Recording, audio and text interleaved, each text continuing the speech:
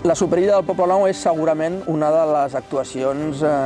més destacades que el govern de Barcelona en Comú, el districte de Sant Martí, ha tirat endavant. I segurament també de les més polèmiques, perquè hem d'admetre que va néixer amb mal peu, no es va entendre, vam intentar aprofitar el procés de participació que s'havia fet al mandat anterior, però calia més participació i va arrencar amb mal peu i enmig d'una forta polèmica. Ara, la gràcia és que aquesta polèmica ha quedat en un no res perquè el pas del temps ha demostrat que l'aposta per la Superilla ha estat un èxit, ha aconseguit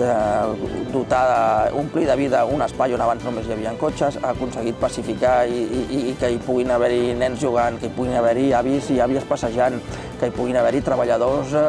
dinant, que s'hi puguin fer tota mena d'activitats culturals, que s'hi pugui fer el Festival Llum Barcelona, que puguem posar escultures al carrer com són els guardians a davant de Can Framis, del Museu de Can Framis. És a dir, en definitiva,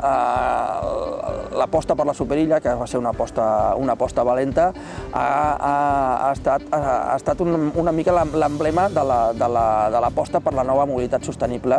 i la millora del medi urbà pel qual hem apostat al districte. Hem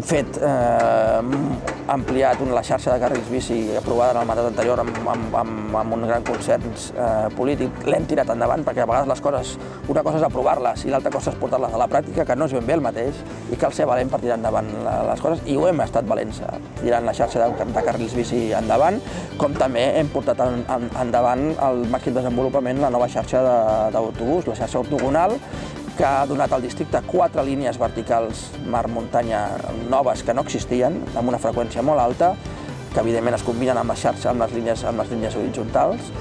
i que a més hem mantingut a petició veïnal 2 de les línies antigues que en principi havien de desaparèixer, però que donen un servei complementari al que donen les noves xarxes, com són el 192 o l'antic 36, el 136. Hem tingut la sensibilitat de fer cas a les reivindicacions veïnals, mantenir aquestes línies, tot i que les noves línies de la xarxa ortogonal milloren i de molt la xarxa pública. I també hem treballat pel metro. Cal admetre que amb aquesta mirada Besòs que hem tingut al districte de Sant Martí va ser una aposta important i que no va ser fàcil d'entrada forçar que Transports Metropolitans de Barcelona reformés l'estació de Besòs Mar, de la línia 4, una estació que reconeixia els mateixos responsables de metro que era la pitjor estació més mal mantinguda de tota la xarxa metropolitana. El que passa que com que no era la plaça Catalunya, com que no era el Passeig de Gràcia, doncs ningú se la mirava i ningú invertia per reformar-la. L'hem reformat de nou i serà el portal d'arribada el que ha de ser la nova seu del districte de Sant Martí, a l'antic cinema Pere IV, un equipament administratiu que hi haurà 100 treballadors treballant-hi i que alhora serà també un equipament cultural i de barri veïnal on hi haurà un auditori que podrà fer cinema, on hi haurà sales de trobada veïnal i de tallers, on hi haurà finalment una coberta verda amb uns horts urbans, amb un edifici que serà emblemàtic i que exemplificarà aquesta mirada a Besòs i aquesta manera nova de veure la ciutat i de reequilibrar els barris que el govern de Barcelona en Comú ha posat en marxa